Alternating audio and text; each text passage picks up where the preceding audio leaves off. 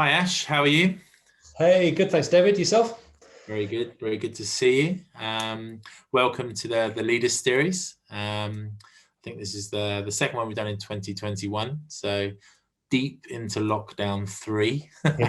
I hope when people listen back to this in the future, they're not like, yeah, we're in lockdown 33 now or something. Yes, yeah. You know, you never know, do you? You never know. I've been tracking it along. We've been talking quite a lot along the way and we should be out of this soon. But yeah, ever since we've been starting this, we've been in lockdown. So yeah, people are pretty used to my background now. It's good to see you've got the yellow jersey, which you told me was Geraint Thomas's yellow jersey from the Tour de France. Yeah. That was a purchase, charity auction some years ago. Fantastic, good stuff. Yeah, a legend. So for our listeners, GCS is a technology recruitment business, and we work globally, mostly in Europe and the US. GCS Connect is our community, which we've built to introduce expert talent to innovative companies. And the Leaders Series is where we pick the best leaders and the most innovative people from our community and give them half an hour where we chat to them about business, technology, and how they see the world kind of going over the next 6 months, and also how their business is going. We've been joined by Ash Gawthorp today, who's Academy Services Director and one of the co-founders of Ten10, which is a professional services and testing consultancy based in the UK.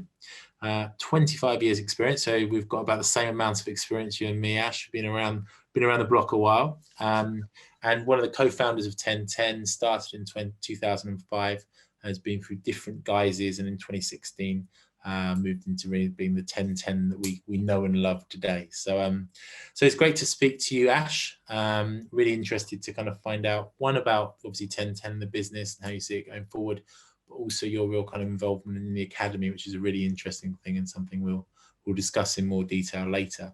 But obviously that's my introduction. Just want to quickly kind of tell me a little bit about yourself, a bit about your background maybe, and and how you're kind of feeling going into 2021 now, kind of new year, the bounce back year. Sure. Well, look, thanks very much for inviting me along today, David. This is really good. So in terms of my background, so by training, I'm an engineer. My degree was in electronic engineering. I then worked in numerous different roles: hardware engineering, software engineering, sort of quality and performance engineering over the years. And nowadays, so my role within Ten10 is running our Ten10 Graduate Academy. We started back in 2013, which blimey seems like a very long time ago on the one hand, but on the other hand, it's just absolutely those academy like managers now, the CTOs. Yeah, it's really one of the best things when we interview people for the academy. One question I'm often asked is, what's one of the best things about doing what I do? And it really is that seeing people grow and develop over time. We now have people who we're still working with clients who are managing teams of people that have been through the academy process, and their teams are also formed from people who've been through that academy process. So we're sort of building up these, as you say, these tiers. We haven't got to a CTO yet. I think that's probably some years away. No, that's right. With 2013, that'd be some special graduate. You'd be giving them your yellow jersey. Absolutely, yeah. But in terms of 2021, I mean, I'd say we're pretty positive, really. 2020, that was tough. When we went into lockdown, gosh, must be, it's not too far away from a year coming up to now, I guess. What we found was that everything was going fairly well. We were working with clients, we were onboarding new projects with clients, and then when we suddenly went into lockdown and everybody was forced to work from home, essentially, that's when things started to struggle, really. So we had clients that stopped thinking about new projects and started thinking about just how do they survive, how do they keep the lights on, how do they just continue going, not focusing on new projects and onboarding people. Do you think, obviously 25 years, and we talk about this quite a lot, do you think that was probably, has this been the most challenging period in your business career, would you say? I would say so, definitely. Yeah. And certainly just the fact that, well, with hindsight, you see it coming. But at the time, nobody really saw this. I mean, myself and Chris, our CEO, we flew back from the US. We were away in the US. We flew back into the UK, and then less than a week from the point that we got back, then everybody suddenly was at home and nothing was moving, and we were in lockdown without really any visibility of what was happening or when it was going to come to an end. And it was exactly. And I think you see a lot about it on the news, and you've heard about other things, but when it comes down to it, we all made our proposals. We're all kind of private equity backed. I think both of our companies are private equity backed. You make those proposals, and you're thinking, you never would in your mind think this is what's going to happen, would you? No. That wasn't something in your mind. So absolutely not. I mean, unprecedented is a word I've found myself using a lot over the last year. Never used it before ever. But yeah, absolutely. The plans that we made for that year in terms of expansion, in terms of where we were going, all those were just put on hold. We went from hitting that plan and kind of and sort of exceeding it in some ways to almost just going into survival mode, really. Yeah. And obviously in professional services, I mean, one of the key things, like you said, you're out in America, you're meeting clients, that's obviously, cut off, is not able to do. And that's obviously, I'm sure, part of your, we want to understand our clients, we want to work with our clients, we want to kind of, sit down with them and understand where their projects are going and how 1010 can help. And I'm assuming that was one of the problems, right? You had to kind of almost rethink your business model. How quickly did you have to do that? And how did you do that? Pretty quickly. So in terms of just those challenges of going from most of our people working on client sites or with clients from our own offices to suddenly overnight, pretty much having to work from home. From 1010's point of view, ourselves, we were reasonably able to cope with that. All of our people have laptops. Everybody has a broadband connection sufficient, so they are able to work from home if they need to, or work from different locations. We had remote access. We had VPN connectivity that was able to cope. We were kind of able to do that. Some of our clients were able to do that easily. Some of them struggled a little bit in terms of able to do that. But I think that was a key thing, having to do it so quickly and just having no time to prepare whatsoever was the key challenge there. In my own world, from an academy point of view, within the 1010 Graduate Academy, we bring emerging talent and young people into the business, and we train them up, and that's kind of the exciting. We do that face to face very much. We have, from our training facility in Leeds, we have 5 houses that we put them all up in, and then we bring them into the classrooms. The time that the lockdown hit, we were ready to go with another cohort of the academy. People were onboarded, they were hired, they were ready to move into the houses, they were ready to start training in the classrooms. And overnight, all that had to stop, essentially. We got an inkling maybe it was coming, but we had to pivot. We had to go from all of the training we'd done in the classroom to suddenly all of it being done remotely. And from I've got kids, obviously, so I know the joys of online education, and how much they love it and not. I'm sure that you've kind of worked this out now, but do you feel that it's changed the type of training that you offer, the type of it's obviously changed the academy experience, but do you think that people have gone through the process now and hit those targets, and maybe they've hit it kind of better because there's no distractions, they can get through it quicker, that sort of thing? I mean, how has it actually worked out? I think there's 2 sides to it. In terms of the training, and in terms of how well they are taking on board that knowledge and they've been able to apply it, that's been pretty good. The modules that we give people, they are objectively assessed, so we're able to see how well they're doing. It's also made us think about the types of learning that we do and how we're able to offer more of a blended learning model rather than just doing it all in the classroom. Some of it can be remote, some of it's on Zoom, as we do it now. But that can be varied a little bit. The hard part is when we have 20 odd people all living in the houses, all coming into the classroom every day, the bonds that they build with each other and with the wider business are really, really strong. that has been the hardest challenge. I mean, our wellbeing team, whose job it is to look after them, they found that really difficult, just not being able to see them. And if somebody is struggling, then you get an inkling of that if they're coming in every day and you're seeing them. If they're just joining on a video call and then disappearing off again in the evening, that's far harder to get those insights into how they're actually doing and who are the people that really need the help. And these are going to be people that are going to go out and work on projects together. So if they've got that bond, that's where you get that, those people who kind of will, really, really give the 110% together, won't they? Whereas if they don't know each other as well, then that's again, you haven't got that bond, have you, on a project or something? Yeah, and we're learning. We're working out how we can form those relationships and those bonds online. But it's definitely harder than when they're there 24/7 as well. We're in the middle of our well-being month this month at GCS. So as I was saying, I went for a run this morning. I did 10K, which I was quite pleased with because I think it's the first 10K I've done for quite a few years. But we did a Zoom PT session. So we basically hired a PT, and he was on Zoom, and then we had about 23 people on the personal trainer, and then all of us were doing it. It was all up on the kind of team session or something.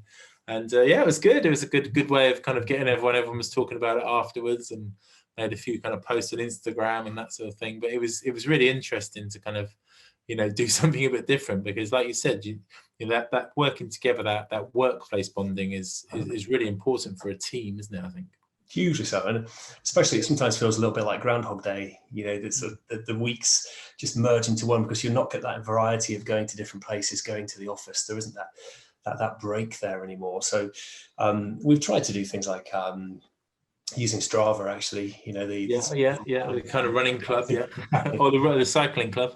Exactly. Yeah. So we've got some initiatives there to see how far people can get. So people log when they run, when they cycle, and originally the plan was to be able to go from our office in London to our office in Raleigh, North Carolina. And now we've kind of exceeded that in terms of mileage. I think we've got. Oh, fantastic! That's good. You're going around the world now. That's the game. Yeah.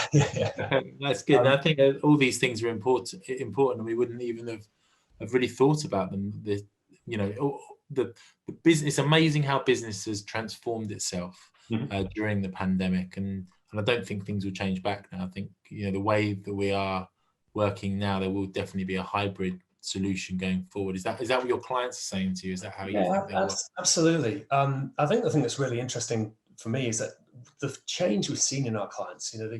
We've worked with, anytime we work with 60 or 70 different clients at a point in time, and they're really varied across different sectors and across how they work from a technology point of view. But in the past, I'd say prior to COVID, there was quite a lot of resistance around moving sometimes to new ways of working, or at least aspirationally they wanted to get there, but they didn't think it would work for them, or various reasons why they couldn't make it work.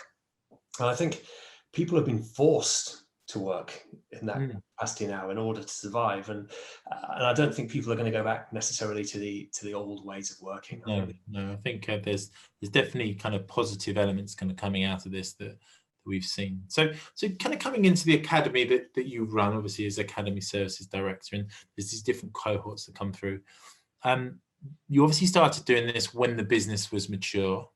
So what gave you that idea? Was it a CSR thing? Did you think it would be a good thing? Or was it a client-driven thing? Or how did it start? It actually, the idea for doing it in the first place, two things it came from, really. One, it was seeing how we could improve of our own experiences of trying to bring junior people into our business into our consulting teams. At the time, we were just hiring people from a sort of comp sci, maths, engineering background, and we were struggling a little bit with that. Firstly, there weren't that many people with those qualifications. Secondly, sometimes, but not always, we bring people in, and if they had the right technical skills, maybe they didn't have the right soft skills that we needed for them to be able to collaborate, to be able to work well within teams, to be able to influence.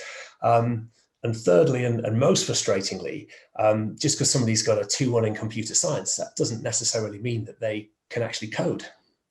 Right. Okay. Well, that is worrying, though, isn't it? It's surprising how little, depending on the modules you elect to take, how little of the computing science degree can actually be as practical as we would like, certainly from our point of view. Yeah. And so we found ourselves bringing people on in sort of ones and twos as the business required it, having to put them through some form of ad hoc training, or maybe even thinking if we just sit them next to somebody else, maybe they'll somehow magically sort of just get that knowledge through doing it. And at the same time as doing that, my wife was hiring for a junior marketeer role. And she put the remit out there for the job spec, and she would she binned anyone or put the CVs in the bin if they didn't have A's and B's at A level and a 2 or above from a Russell Group university. And she could still barely get into her office for high caliber graduates that were applying. And that really kind of got me thinking. So these were marketing graduates, because obviously there's lots of marketing graduates and not enough marketing jobs. Exactly. But she mandated a marketing degree. In fact, that was almost seen as a bit of a negative thing in some ways. You know, that was completely irrelevant to her. She was looking for the right attitude and aptitude, essentially, for them to be able to pick up marketing, but without even giving them any formal training. And that really kind of got me thinking, you know, if you're able to do that in a role like that, are you able to do that in a tech role?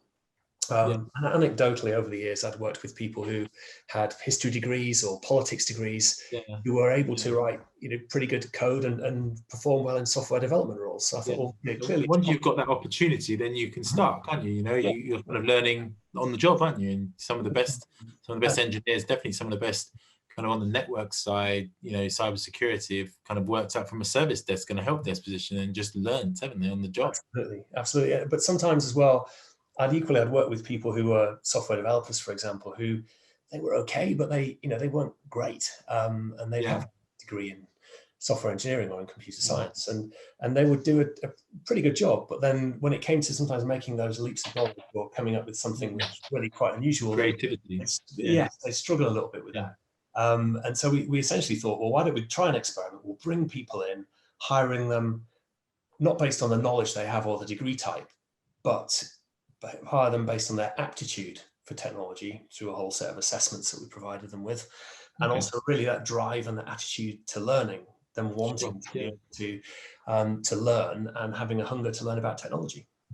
I think it's a really, really good, it's a really great way of looking, because it means you can use different educational backgrounds, bring people from different kind of areas, bring new ideas in, can't you? Oh, hugely so. And I mean, just on that point there, you know, when we look at it, it was only about 25% of people who have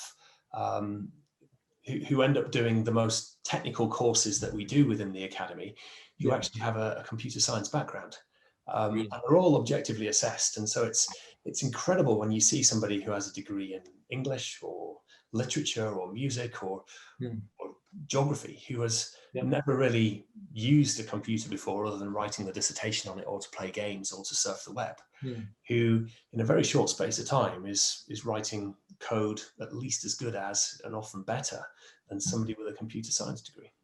That's really, really interesting, isn't it? And I think that's great, because I mean, one of the key things at this moment in time is diversity, isn't it? You know, is looking at different areas, and particularly within the kind of the IT field, is bringing people in. You know, obviously this is a huge thing socially and in society at the moment, diversity, and it's really kind of coming into industry as well. We see it a lot with our clients, and that they're looking for people with different backgrounds, gender, race, etc. How do you know, what kind of outcomes do you see coming out of this kind of current social and economic climate with regards to diversity, and how do you think particularly kind of businesses can react to this? Because obviously what you're doing is creating a more diverse workforce, really, aren't you?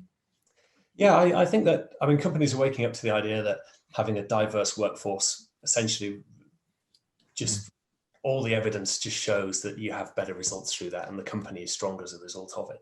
So I think companies are either at that place when they're realizing that they want to do this and they're thinking about how they can do it, or ones that maybe aren't there yet, they're also thinking, well, we have to do this because there's a lot of focus and a lot of attention on it. I think the hardest part is working out how to do it, and that's easier in some roles than others. So if you look company-wide at increasing diversity, then that's going to be easier in some roles traditionally than it is in others. And traditionally, technology has been the harder teams to be able to. I mean, I've been in the industry, like yourself, 25 years, and this isn't, I'm never going to blame myself, right? Because quite a lot of you put your hands up and say, well, I place the CVs that I get, but I would say 5-10% of people that I've placed have been female.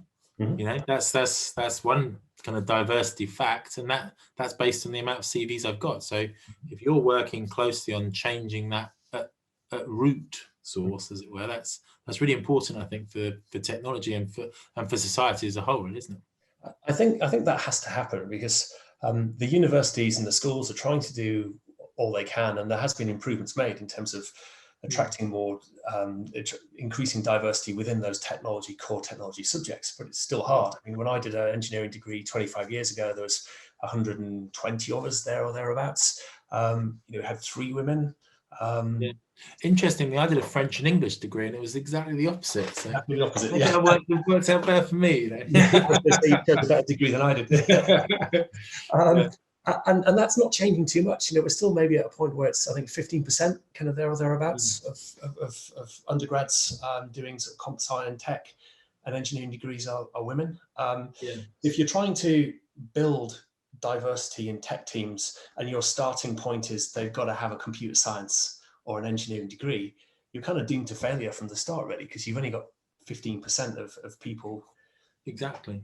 Yeah. And that's so important, isn't it? And, you kind of coming into this, you talk therefore about, how you bring in people from different areas. And I guess that kind of makes sense, right? Because, obviously you're trying to put new talent into the market, not just take a person with computer science and then basically put them back out again, because, you were trying to create, fresh blood, as it were.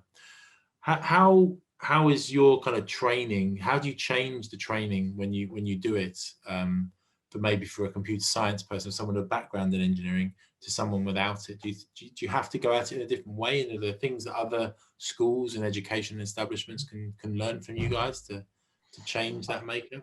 I think when we created the training back in 2013, or the first iteration of it, our approach was really to think, what do we know now that we wish we knew when we were 21? And even those of us with sort of comp sci and engineering degrees, we realized there was a huge gap in our knowledge.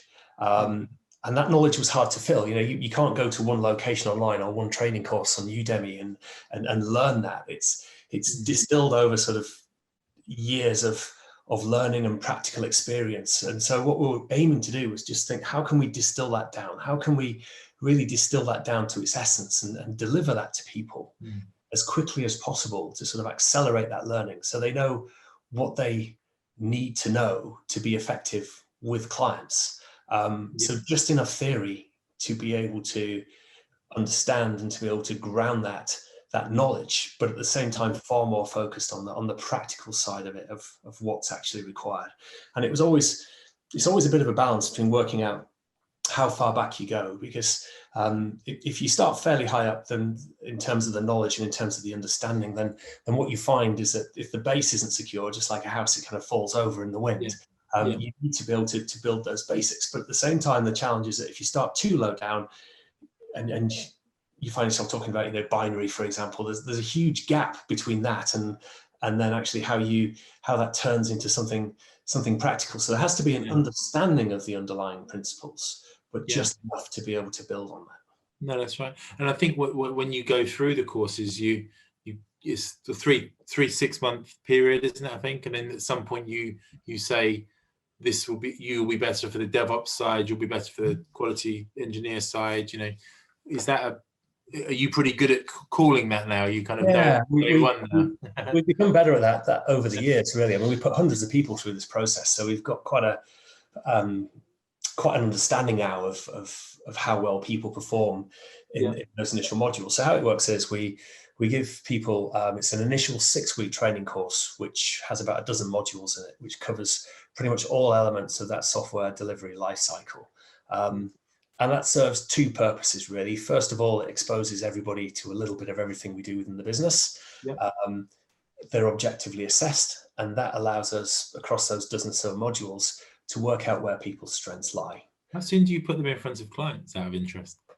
Oh, that's the very quickest that happens is sort of 6 weeks. Really? Normally that can be anything up to sort of a 3-month, sort of 4-month period, or even longer in some cases. In fact, some people end up shadowing and working with some of our internal teams before they go to clients. Yeah, you'll let them loose. Exactly. Yeah. But the second thing, that the feedback we get from clients in terms of giving everybody that wide exposure, is that what we found in industry is that a lot of people have quite deep knowledge, but it tends to be quite narrow. So by exposing people to a little bit of everything, although they may just be working, as you said, in a role as a developer or a DevOps engineer or a tester or an RPA engineer or a BA or whatever they end up doing, because they've been exposed to all of that, they're able to empathize and understand the challenges of other teams within an organization. And that helps them effectively make changes which makes lives easier for those people in those. There's so much interactivity and so much kind of symbiosis in an IT project now, and it's not, like you said, it's not just about engineering and computer science. It's about, what does the business analyst think? What's the project manager trying to do? What does the user want? I mean, that's important, isn't it? Thinking about what the user wants, really, generally, isn't it? When it comes down to it. Always, there always has to be that sort of that user-centric thinking. And 20 odd years ago, everybody was in they'd chuck something over the wall.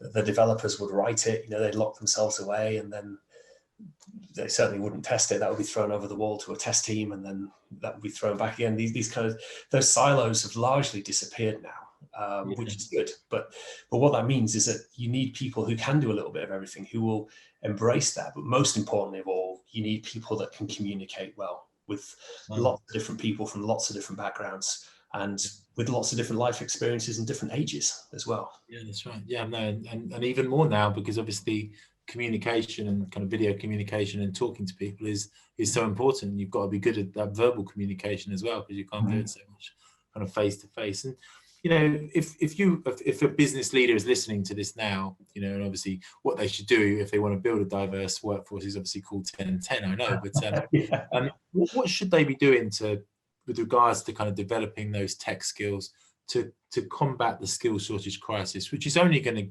if we talk about the UK, it's only going to get worse with things like Brexit, that sort of thing, and lockdown, and GCSEs being messed up, and degree courses. So what would be your best kind of advice for them? I think there's 3 things really. I think the first thing is, now these sound obvious, and they are obvious, but they're easy to say and hard to do. I think the first one is, it's all about the right people, in my experience, and it's far less about the skills. The tech industry moves very quickly. But what's interesting there is that whilst it does move very quickly and there are lots of new things to learn, a lot of the new things are actually built on old things. So it's more of an evolutionary approach rather than a revolutionary approach. So you really need to be able to find people who are able to learn quickly, who want to learn, and who are also wanting to keep their skills current. I think that's first and foremost one of the things. And also, like, expertise is fleeting, isn't it? So I think there's part of the thing here is really building that knowledge with those people. I mean, you can hire them in with the right skills that you need, but as you said yourself, the challenge is some of those skills are fleeting. So really, it's about identifying people who don't just have that veneer of those particular skills and technologies that you're looking for at the time, but have that deep understanding and that ability, frankly, which will allow them to be able to learn and to be able to build on those skills that they have already. Yeah, and that comes from passion, I guess. It's the first question that we ask people in an interview. Where's your passion for technology sort of come from? How does that manifest itself? And that's really what you're looking for, because to be good at something, yes, you've got that natural side of it, or that natural ability, but so much of it is also the drive and wanting to do it. And that doesn't necessarily equally. I've worked with people over the years who work in technology who certainly aren't passionate about it. So that could be something to avoid as well. Yeah. And we talked a lot about kind of talent and and developing this when you're kind of working within the academy. How do you think the talent landscape will change going forward over the next, over the next 12 months? I think we're going to continue to see increased demand for those newer skills, those kind of modern engineering skills. I think as more organizations have embraced some of those DevOps methodologies and some of those DevOps techniques, they've had to them getting software out the door. So I think from a skills point of view, we're going to see that. From a point of view of personality types and those sort of behaviors, we need people who can work remotely. We need people who can engage on a video conference, who won't just sort of shy away.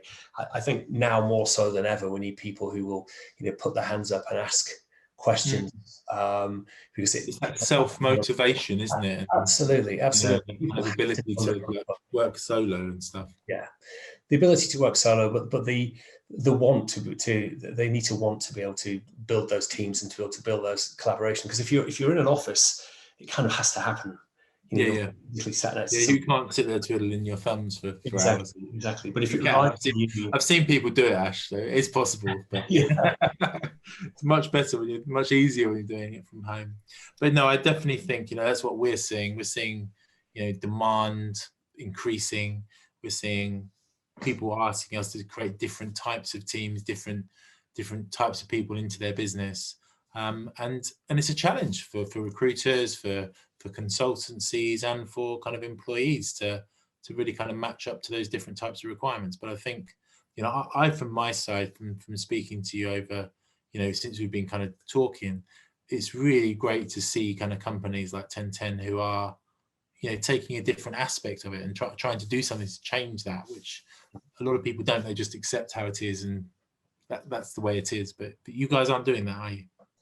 Yeah, absolutely. I mean, my own personal aim, I talk about the idea of Project 1010. We've put hundreds of people through this process. The next aim is to put 1,010 people through it, and then I want to to be able to do more than that. The thing that's really interesting for me when we do this is when I speak with and interview people as part of this process, how many of them just so want to get into technology and they want to work in technology. Yeah, but that's they right. feel that that's being not denied them, but that door has been shut to them based on the decision they made when they were, perhaps even 14 years old, in terms of what GCSEs, A-level degrees choices they did. That's right. And for me, that just doesn't make sense. There is a huge pool of talent out there of people that want to do this and who can do this. What they're looking for is the opportunity to be able to show people who will be able to prove themselves and to everybody else that they can do it, and they can. Well, it's brilliant that you're giving people those opportunities, and it's been great to kind of speak to you today. And I do wish you well with the cohort. When do they graduate, Ash? Are they near that graduation point? So these guys, they'll conclude their core 6-week training in that will be sort of mid late Feb, and then off the back of that, we'll then be sitting down with them and working out what specialist role-based training courses to put them in, whether it's BA, DevOps, development, RPA, whatever that looks like. And I'm sure if someone wanted to find out more about the 1010 Academy, they can kind of contact you through LinkedIn. We'll obviously post a link and that sort of thing, or by email or whatever. Absolutely, or via my email, or via our website, 1010.com. Yeah, absolutely. Yeah. Brilliant. Well, Ash, thanks very much for your time today. I really, really enjoyed that. Thank you very much. No, a pleasure. Thanks very much, David. Thank you.